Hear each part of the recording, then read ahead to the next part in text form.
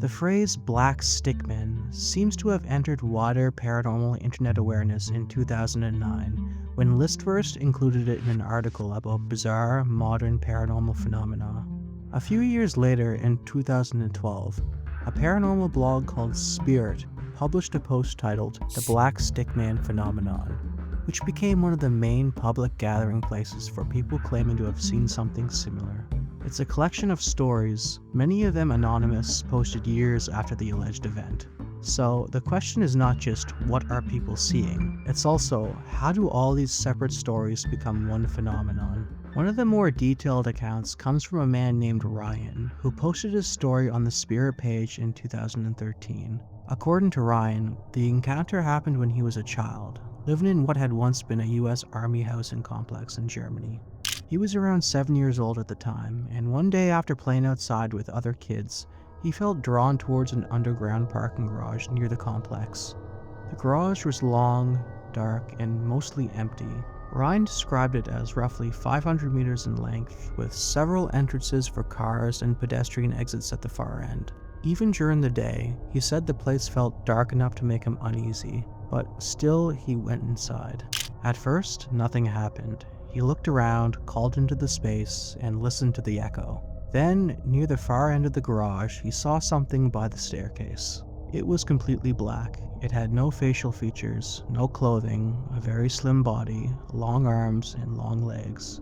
He described the air around it as moving in a strange way, similar to the distortion you might see above hot pavement. The figure appeared to be holding onto the stair railing. Ryan said he immediately felt that he was not supposed to be seeing it. The figure then turned and ran out the door at an incredible speed, almost as if it was trying to get away from him. That last part is one of the more interesting details in these reports. Black stickmen are often framed as frightening, but in several accounts they don't behave like predators. They don't attack, and they don't chase the witness. In some cases, the witness interprets the figure as being startled or even frightened. A similar detail appears in the account of a woman named Lauren, who also posted on the Spirit page. She claimed that in 2006, on the day she moved into a new apartment in Australia, she saw a black stick figure in her lounge room. It was 7 or 8 feet tall, with no facial features, and had an oval head with stick-like limbs. According to Lauren, when the figure noticed her, it seemed startled. It moved quickly, leaving the room, and later appeared several more times, usually at night or in the late afternoon. She also said it didn't feel evil. If anything, she got the feeling it was afraid of being seen. Now, if that account is taken at face value, the repeated sightings make it one of the more unusual indoor reports. But they also create a problem. Repeated sightings should create more opportunities for confirmation. And yet, according to the account, Lauren's partner never saw it. That alone doesn't prove she imagined it, but it does show why these cases are difficult. The more detailed a report becomes, the more questions it creates. One commonly repeated account from Surrey, British Columbia, describes 2 people driving home from the United States at around 10:30 at night, when their car allegedly rolled to a stop. Ahead of them, a group of tall, stick-like figures crossed the road from one clearing to another. Interestingly, the witness states the figure didn't walk, but described them as gliding across the road. Once the figures disappeared, the car reportedly began moving again.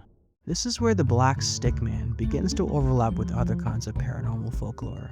A strange figure crossing the road is one thing. A car stalling during the encounter is something else. That detail is much more familiar in UFO and high strangeness reports, where a witness describes electronic malfunctioning, engines dying, or vehicles behaving strangely around whatever they claim to have seen.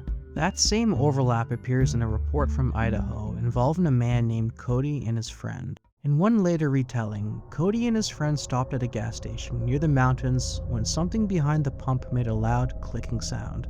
And later, Cody saw something move quickly towards the car from the edge of the road. His friend eventually admitted that he had also seen something near the pump and assumed his eyes were playing tricks on him. The account also includes claims that Cody's phone battery died, his car's stereo malfunctioned, and the pump lights became unusually bright when the figure was nearby. But this is also one of the best examples of why the source chain matters. The version attributed to Cody on the Spirit page differs from later retellings. In that version, Cody describes seeing something in Idaho with arms long enough to almost touch the ground. When headlights hit it, the figure dropped onto all fours and crawled into the trees. He also mentioned strange radio interference afterward. That doesn't mean the witness lied, it just means the version most people hear may not be the first version.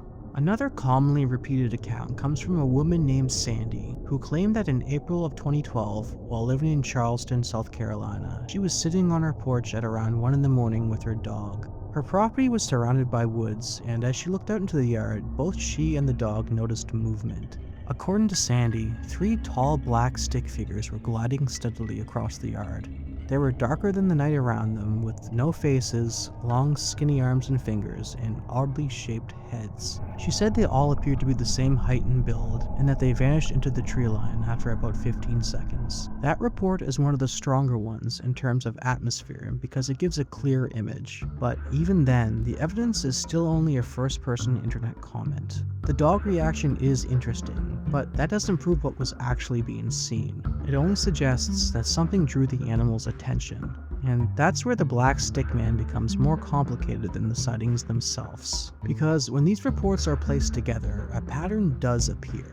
Many involve thin, dark, featureless figures commonly seen near roads or homes, fleeing after being noticed. But when you sit down and look at the details and start to compare them, the pattern starts to weaken. Some reports describe a figure around human height, others describe something 7 or 8 feet tall. Some even describe 12-foot tall figures crossing roads. One Phoenix account describes something over 20 feet tall moving across rooftops. And one Illinois case, included in later retellings, does not really describe a black humanoid at all, but something closer to a red, four-legged walking stick-like creature, seen briefly in headlights. At that point, the question changes from what are black stickmen to are all of these reports even describing the same thing?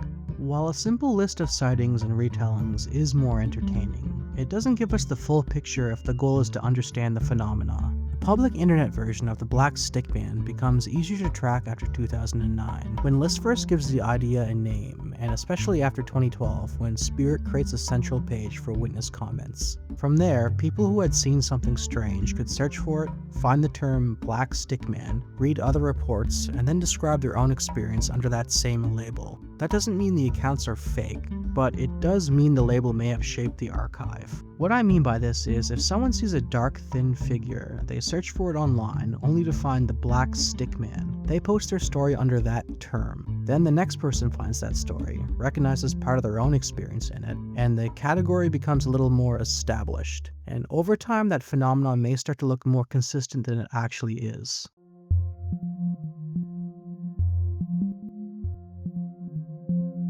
Now, we can't finish this video without discussing that there are also some more ordinary explanations that can be considered. Different cases would require different explanations. The road sightings are especially vulnerable when you think about brief exposure, rain, glare, speed, low light, and the difficulty of identifying a thin moving shape from inside a car. It's possible that a person, an animal, or even a shadow can become something much stranger when seen for only a second or two under poor conditions. While those can potentially explain outside cases, indoor retellings have a different set of problems. Reports involving beds, doorways, waking states, or figures seen around the edge of sleep overlap with sleep paralysis and related hallucinations, where people often describe a dark intruder or some type of presence in the room. That explanation doesn't fit every case, but it is relevant to the larger family of shadow person reports that Black Stickmen are often compared to. The more interesting stories involving stalled cars, electronics, or clicking sounds would require stronger evidence, because those details are more specific and more extraordinary. That's the problem with treating all of this as one clean mystery. There may not be one explanation because there may not be one phenomenon. The Black Stickman may be a label sitting on top of several different kinds of reports. Shadow person experiences, low light misperception, sleep-related hallucinations, and stories that became more connected as people repeated them. What makes the topic interesting isn't that the evidence is strong, it's that the image is strong. A black stick figure is one of the simplest human shapes imaginable. It has no expressions to read, no clothing to identify, and no features to remember. It's barely a person, but it's close enough to one that the brain recognizes it immediately, and that may be why these stories linger. After all, a more detailed monster is easier to dismiss as imagination. But a black stickman is unsettling because there's almost nothing there, just the outline of a body moving through a place where no body should be. The best documented part of this phenomenon is not proof of an entity, it's the trail of people trying to describe the same basic shape and finding each other online. Some of those reports may be misidentifications, some may be sleep-related experiences or folklore encounters, and some may even be honest accounts with no satisfying explanation. But taken together, they show how the internet can give form to something that used to remain private. A person sees something strange, then one day they search a few words online and discover that someone else, somewhere else, describes something similar. From there, the black stickman stops being only a private memory and becomes a phenomenon, not because it's proven, but because it's been named. And sometimes that's all an internet mystery needs to survive. Thank you all for watching, and if you enjoyed this video, or if you've heard of a similar case, feel free to leave it below.